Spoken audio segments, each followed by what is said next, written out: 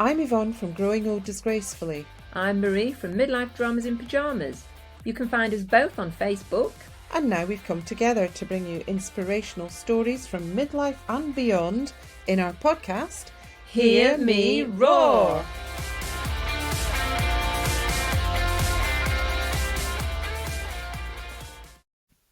Hi! Hello! It has been a week of technological issues. We recorded this podcast on Zoom in the end because doing it via our usual method just simply wouldn't work. But it's not just that that's bedeviled us, has it? No, I'm, as you know, very easily bedeviled by technology. I know how to do certain things that I need to know how to do. And if anything goes awry, I can't do it. So if I turn on the computer and a sign comes up saying anything that I'm not expecting, I just shut down and have to go and get my hubby or phone him at work. Or you WhatsApp me. Or I WhatsApp you and I say, help, what does this message mean? You put pictures. I screenshot it and say, right, it's showing me this. What does that mean, Yvonne? What do I do? I'm useless. Don't click on the link, Marie. Do not click on the link. No, I'm not proud of this lack of technological knowledge, but it's just a fact. I'm not ashamed of it either. No, loads of people are the same. But I did a talk for the WI that's that is what do they call themselves? Zoomers. It's a virtual WI. That's the word I'm looking for. So that's starting COVID. I think so. Yeah. Anyway, they're a fantastic bunch of ladies, but I kept getting kicked out of the Zoom. I'm sure it wasn't personal, darling. No, it wasn't. It was awful. We've had enough of listening to her now. Out. Oh, it was so embarrassing. So embarrassing. It was like, hello, we can't hear you again. And I was like, oh, no. Did you not just turn it all off and unplug it and start again? I did. I just came right out and I just restarted my computer and then it worked fine. I knew the problem was at my end because my computer is just absolutely jam-packed with stuff. Yeah. And it was like our brains. Yeah, and it was just having a little mental meltdown of its own, I think. Yeah. So, yeah, and then I bought the speaker thing for doing my talks, and I still haven't worked out how to use that, but it's bloody awful. Well, even I thought you had it on upside down, but even I've tried it every which way but loose. Oh, it's just rubbish, absolute rubbish. 25 quid down the Well, there you go. That's what you get. I know. So we're going to be talking to Pete Fenner, who is an absolute star of the Eurovision scene. And his love of Eurovision began in 1968 when he was just a stripling. And his first actual visit was in 1995 when it was held in Dublin. From 97, when the UK last won, Who remembers that? Yeah, to 2004, he was a volunteer reporter for local radio stations, where he became friends with the Icelandic delegation. And he worked on some of their songs and wrote publicity for their acts, translating the song into various languages. So from 2005 onwards, he was a researcher and commentator assistant for Iceland and wrote lyrics for their 2007 and 2008 entries, as well as songs for albums that the artists went on to release. So from 2016, he was a researcher for the international commentators, presenting trivia about each year's contestants to help fill 10 hours of television. 10 hours? I know. So if you want to hear some Terry Wogan exclusives and a little bit about Graham Norton, listen on.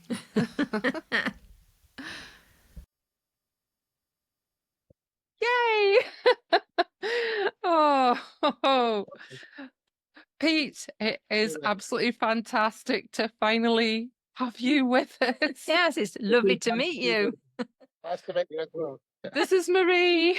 Hi. Oh dear. So Pete, I want to know what started this whole love of Eurovision, right? I used to watch Eurovision every year from being a child with my grandma, so it had like huge sentimental value for me. What started your love of Eurovision? Well, first of all, not to be rude, but when was that? So that I know roughly how far back we're going. Well, I was born in 66, so from probably the age of, I don't know, 7 or 8. So early Okay, yeah. 70s. Yes, that gives you an idea because I was born in 62, so I got a 4-year head start on that. I remember Sandy Shaw winning it in 1967, just Right. about. And Yeah. then Cliff in 1968. I remember those. And I always loved it because I loved ABBA when they won it. So, Yeah. and they're still with us. In fact, they're kind of ossified now in London for years, doing it every Yes. night without being there. So it just showed me that, you know, we were right all along that they were good. Yeah. And then the first time I didn't realize you could actually go because it used to be people who with invites only who wore black ties, and they used to sit there, and as people who produced the show said, they sat there and applauded politely, and just they were really waiting for it to finish so they could go and have the cocktails and drinks and nibbles afterwards. Oh, And really? then yeah, and then in 1995 I found out via a friend that you could actually go, and we got tickets to go to Dublin Mm-hmm. to see the show there. And it was a package with Ryanair and the juries in Dublin with tickets for the final. So 3 of us went to that, and that started it really because I met people, more and more people, and we went to report on it with radio stations and for the BBC later. So I just you know I just couldn't stop going. We went to Dublin twice because Ireland kept winning it, as you know. Yeah. And then when it was in Dublin in '97, and I was doing it for these radio stations, so the UK won it. So that brought the interest. Was Uh, that Bucks Fizz? no, you're 16 years out there. Oh. I mean, Bucks Fizz was Katrina like Waves. 1981 or All something, right. wasn't Okay. it? Yeah. Yeah, just testing it. So, it was Katrina and the Waves in '97, and then of course it was in the UK. So I thought, well, can't miss that. And we went to Birmingham, which was only a drive up the road. And when it was in Birmingham, Israel won. So I thought, oh, Mm. it was Dana International one with a sort of disco pop. So I thought, well, can't miss going to Israel. And then, and then we went there in 1999. And that's when we met our Icelandic friends. It was a singer from Iceland who said, oh, you know, we were working for radio stations. And they said, oh, you will be there at the press conferences, won't you? Because we want people to ask questions. Mm-hmm. And it's all being televised in Iceland because it's hugely popular there. So we said, yes, we'll be there. We'll make sure that there's always someone asking something. And we became friends with them, and that's still ongoing now. So Fantastic. that's 26 years later. I know, and you've ended up, you actually wrote one of the Icelandic songs for Eurovision, didn't you? Yeah, 2 of them did the lyrics for in 2007 and 2008. And I've done a few others because I've helped them with them where you see the English version translated and you say to them, well, you need to fiddle with it a bit. So I've done some others uncredited as well. I won't say how many, but there's a few. And this year, it was 2 boys who did a rap in Icelandic. Yes, I remember that. Yeah, and they were lovely. I'm friends with the producer now of the show in Iceland where they pick the song, and they asked me this year if I would be on the UK jury. Well, not actually on the UK jury to pick their song, but to be the UK jury. Yeah. So there were 7 of us from different countries, and I was doing it for here. So it was 50% televote, 50% juries from different places. So I was doing that. And when they'd won it, I said, well, it's great in Icelandic, and it's quite funny because they're talking about traveling through the Atlantic and rowing and keep on going until you get to where you want to be. And we're going to Greenland and we're getting very wet and we're going to go onto the Faroes. And I thought this is quite funny, but it would be nice to do it in English. So I wrote an English version and they recorded that. So that's on YouTube now. And it's quite Fantastic. funny. They did a jazzy version of it, and that was funny. I met them when they came over to London because before the contest, because every year there's a show with usually about 2/3 to 3/4 of the entrants, and they go to different cities to get used to performing them on stage and meeting the other artists. So there's one in London, one in Madrid, there was in Tel Aviv, obviously not now. There was one in Moscow as well, and so everything changes with the politics. But Yeah. I Yeah. met them at that, and so it was lovely to be involved with it again. And I never written a rap before, funnily enough. I said to them, I'm actually old enough to be your granddad. You know that. I said, I'm 99% sure I'm not, but I couldn't. They're only in their early 20s. So you've Eurovision is great for that. sorry? Yeah, so the Eurovision is great for that because you meet people you otherwise never would have, and the generations and different countries, and you end up becoming friends with someone random from Croatia who you never thought you'd ever meet, and that's the lovely thing about it, really. So am I right in thinking that you got into this way back when you were going to be going to Eurovision anyway, so you went to Radio Slough or somewhere and said, listen, I'm going to Exactly. Eurovision. If you give me a press pass, I'll send you a report back for free. And so That's right. you got They your have, press pass and access all areas, and they that's right. got their report. That's right. And it was 16 different radio stations. It's in a group Right, uh, okay. of stations. So the one in Slough was one of them. And of course, when the UK was favourite, there's a lovely woman who accredited it. She said, "You just want to go to the parties, don't you? You just want the parties." I used to work at the BBC. She said, "I know what it's like." So I said, "Well, there's an element of that, but she's a favourite, and so she might win, and we could get an interview. If she wins, I want an interview on Sunday morning." It was like that. So Oh, we did, Lisa, and so yeah. you blagged your way in and you got the interview? We did get an interview with her the next day. We met to a party, in fact. There were three parties at once. There was the Russian one, the Icelandic one, and the British one. And we thought, well, we liked the Icelandic act. It was very funny that year. But to be patriotic, we went to the British one.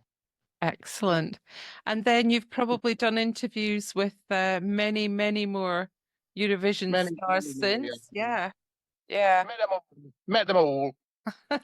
And you write the commentary as well, don't you, for Iceland and Yeah, others? Um, yeah. That started. Yeah, I used to just do notes for friends and my mum and people at work, and then I thought, well, we might as well use this. Well, I've done it, and Iceland used to use it in the early 2000s, and he used to give it to Terry Wogan. You see, and it took me years. I've never told anybody this officially before, but I'll tell you, shall I? Go on. Do. Terry's no longer with us, obviously, and he one year he just read it all out, and I thought, crikey, complete with the couple of mistakes that I'd inadvertently put in there, and I when I got back, I found it on eBay, and the actual script with all his amendments on it and his introduction, and I won it back. I paid 35 quid to get my own thing back with all his amendments on it and all his little comments. So after that, I worked with the Icelandic commentator every year. They would want it to be funny and entertaining, and quite often, because they like the British sense of humour, we would say things that they would like, but they wouldn't ever come up with it. Mm, So we spent ages translating stuff into Icelandic to make it funny. And it became incredibly popular because in Iceland, 99% of the people watching television on that night and for the two semi-finals are watching that. It's an wow, incredible figure. that's Yeah. I huge. mean, there's not much on the other side. It must be something like one man and his dog or something, but everybody watches Eurovision who watches telly on those days. So, And we did that for years. can you got to know Terry Wogan, didn't you? Yes, yes. Um, we used to meet up either at the parties or go into the commentary booth. And I remember when it was in Greece, it was as hot as you'd imagine it was. The booth can get extremely hot. And it was like a telephone box, this thing. And he's quite a big guy, and so am I. And I remember standing in there with him, and you could hardly move, but it was absolutely, the sweat was pouring down. And it was right in the middle of the audience. And these guys have got to, talk sense more or less for 4 hours in this confined space with all this mayhem going on. So you've got to be good. You've got to be very experienced. And the ones I've worked with, I'm lucky enough to have worked with, have all been delightful, and they've all got voices, lovely voices for television and radio that you could only dream of. So all the commentators. That's So I fantastic. love working with them. And then from 2016, so next year will be 10 years, I've done the research and the stats and trivia for all the commentators. So they all have it now, and I do briefings at the shows. There are 3 briefings before each show the day before, 2 semi-finals and a final, and I do that. And so I've got to know nearly all of them know me now. And You know Graham Norton as well then? yes, yeah, he's lovely. He's exactly the same as he's on the shows on TV. That's how Just I very imagine. chatty. I remember once it was in Denmark in 2014. I've got a story about the toilets in Denmark as well, which I did promise you I'd tell. But in Denmark, they kept extending and cutting bits in the interval show, and they had this strange thing where this guy walked up a ladder, and there were pigeons, and he got covered in pigeon poo. You see, it's right up your street, this kind of thing, and it was just awful. It went on and on, and I said to him, "Are the BBC seriously going to show that?" He said, "Well, we've got nothing else to show. I mean, we have to." So we were all wondering what we were going to say about it, and in the end, they cut it. Oh, We also had to have a piece cut out in when it was in Sweden in 2013. There was going to be it's a very offensive clip about this boy and an older woman, and they were having this affair, and it got extremely rude, and all the English speakers said we can't possibly show this. It's got extremely rude words in it, spoken by this 13-year-old. So we had that cut out, and things like that happen. You just never know. So, if you're translating songs into different languages, are you fluent in several languages then? Yeah, my German and French is very good. I had degrees in those, and my Spanish is good, and the other's not good enough to write songs. It's very difficult to write songs in a foreign language. It's why I always admire Bjorn from ABBA, because although he makes a few mistakes, like in Fernando, he writes, "Since many years I haven't seen a rifle in your hand," instead of "for many years." Mm. There are a few things like that, but it's very difficult to get it right and to get it to sound right. So he's just a genius, really. Yeah. So writing in your own language is easier, obviously. Yeah. So songwriting then, do you have a musical background? Is that in your your history? Words and writing lyrics are. I couldn't play the piano. I did do clarinet for a while, but I never got much further than it sounding like a Canada goose.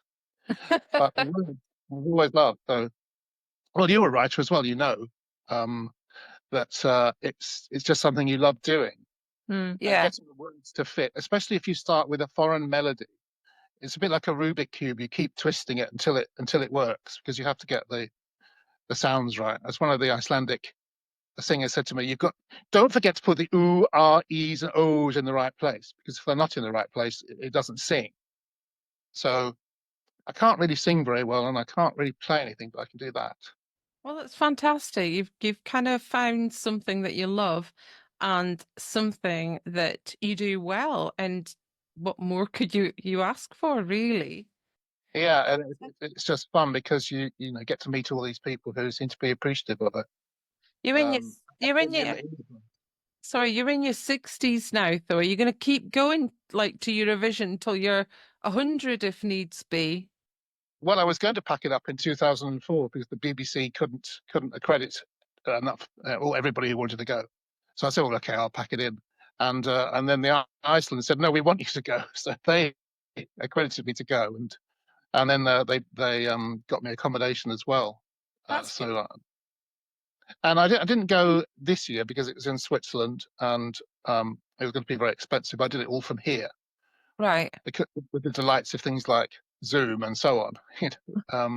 You don't have to be there now, and half the commentators aren't there now either. So we do it all from countries like Slovenia, Albania, and where else? Montenegro, North Macedonia. Small countries do their commentary from home. Right. It's not quite, because obviously you haven't met all the artists, so it's a little bit stale for them if they aren't there. So then they are reliant on all the information they can get. It must be so much better being there. You were telling us before about there being a power cut once. I mean, this just kind of tells you the atmosphere that's there backstage, but you were telling me about a power cut? Yes, that's right. That was in Düsseldorf, so that Germany. It was the first time they'd done it for say 30 odd years, and so they were very keen to say, the technology is going to be great, And I was sitting in the booth for Iceland with this female commentator, and it was so hot. She said, "Should we just strip off completely? I just can't bear this heat." And of course, Iceland is not used to heat anyway. So we kick off, and it was the first time she'd ever done it. And the power suddenly went. She said, "Oh no, Pete, just get a technician, whatever. Just get outside and get a technician." So I went outside, and the Russians were doing this polka up and down the corridor out the back, and everybody else was standing there having a coffee. I said to her, "It's everybody. We've all lost the sound." And it was in Germany, where technology is numero uno, and they used German microphones and equipment, and it was there that it failed. So that was quite funny. Yabu sucks to the Germans. But the next day, of course, it all worked perfectly because they got it sorted out. But how the thing actually ever comes together, I don't know. It's amazing. They ran programs on it this year, didn't they? On how they pull it all together. And Yeah. it's just unbelievable watching the set changes happen so quickly. Yeah, what else? Some of the logistics, like the toilets in Denmark. Yeah. It was in an old dockyard in Copenhagen. This is 11 years ago, and they built the whole of the audience where the audience was sitting was made of scaffolding, and the commentators were sitting up about 6 flights, right at the very top in these booths. And we always have to do a test to see whether we can get to the loo, you see, in between the songs, because you've got not in between the songs while the song's on. So you've got 3 minutes. So you have to be able to get down to the loo and get back within the 3 minutes. So we do a trial run to see if we can make it. And you couldn't do it in Denmark. It was too far to get down and out and do it and come back. So they said, we'll have one of the empty booths, we'll put in a portable toilet, you see. And, well, okay, then that's fair enough. And on the night, they've got a thing in there, and it looked like one of those things you take at a picnic, a plastic thing with a lid and a handle at the top. That's all it was. Oh my goodness. But it gets worse. They put a sign on the door that said, "1 go per show, men only." And I said, "What are the Portuguese going to do? It's 2 ladies. How are they going to do it?" So they weren't really particularly diverse that year. And Eurovision's all about the diversity as well, isn't it? Yeah, but commentators quite often get forgotten about. The lovely lady from Iceland who I was with in Düsseldorf, in that year in Germany, Azerbaijan won, and she said, "Azerbaijan, what's that going to look like?" And that was quite an experience, because why else would you go to Azerbaijan particularly unless it was for something unusual like that? And they knocked down in Azerbaijan a whole area of the city to build this huge venue. It was called the Crystal Dome, I think it was called, something like that. And they were still building it right up to the last minute. And my commentator went out one day to go to the loo, and she came back and said, Pete, there's no door on it. They've taken the door off." So there was this toilet in the corner with a 12-foot square hole. And I don't know what we're supposed to do now, but the toilets is always an issue. Never gets talked about. But we took Terry Wogan earlier. I was going to say, in 2008, it was in Belgrade. UK had Andy Abrahams, who'd done, I think he did the X Factor. He was a dustman who did the X Factor. And ended up doing. Do you remember him? Yeah. He had a soul song it wasn't really very catchy. He sang it very well, and he finished last or thereabouts. I think he was last. And Terry said to me, if Russia win this, he said, "I'm not doing it again. I'm never coming back again, because it's just got too political." And sure enough, to his word, he said that he wasn't going to do it again after that, and he didn't. And that's when Graham Norton came in, when it was in Russia. Andy Abrahams confirmed this. He did an interview, I think it was in The Guardian a couple of weeks ago, and Terry said that to him as well. It is out there now that it was official. It's because if Russia won, he wasn't going to do it. All right. That's quite sad, really. Sorry? Very funny. He was very funny, Terry. Yes. We used to listen to him. He used to sound more and more drunk as the show went on. Yeah, he used to get some Baileys smuggled in, and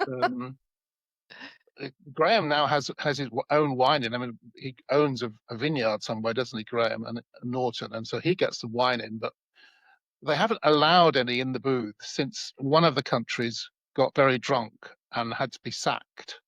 One of the commentators, I won't say which country it was, but it was over in the east, and it's a country that isn't in it anymore. They got so drunk that they couldn't understand what he was saying, apparently. So then they brought alcohol in there.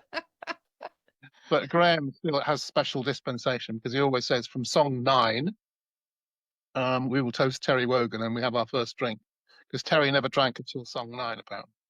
Oh, right, okay. Why song 9? Is there some meaning behind that?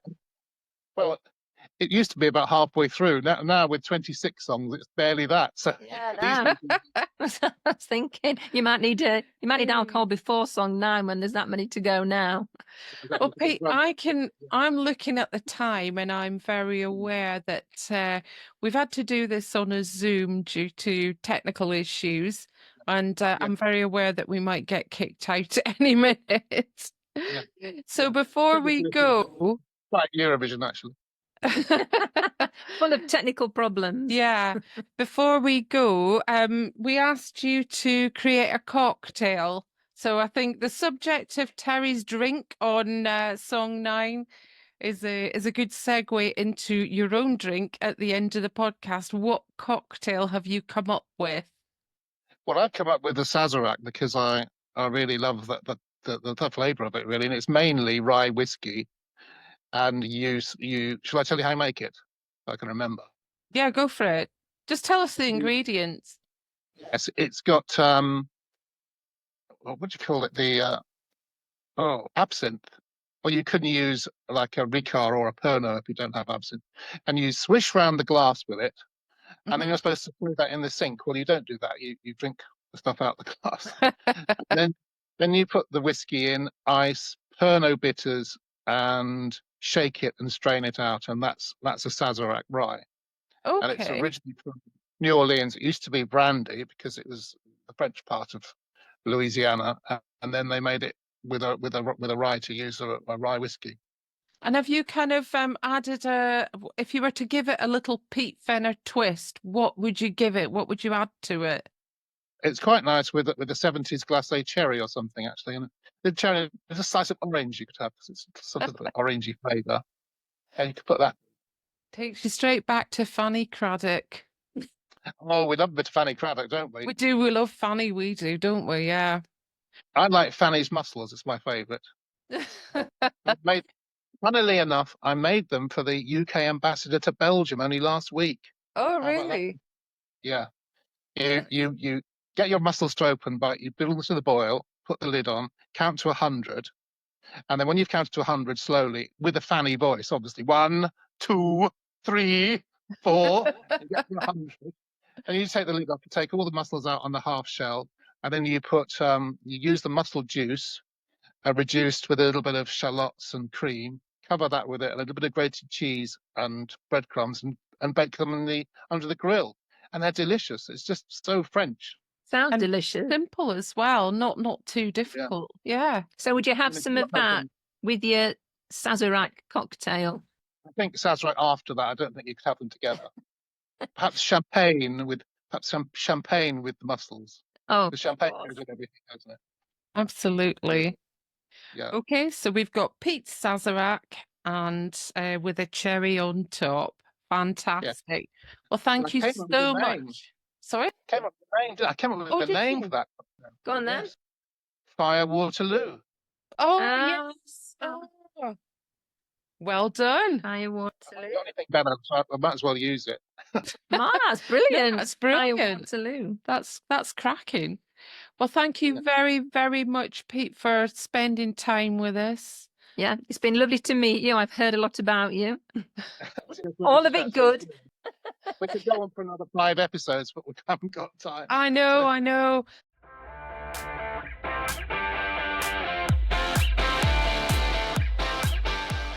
Thank you to our guest this week, and thanks for listening. and we look forward to roaring with you again.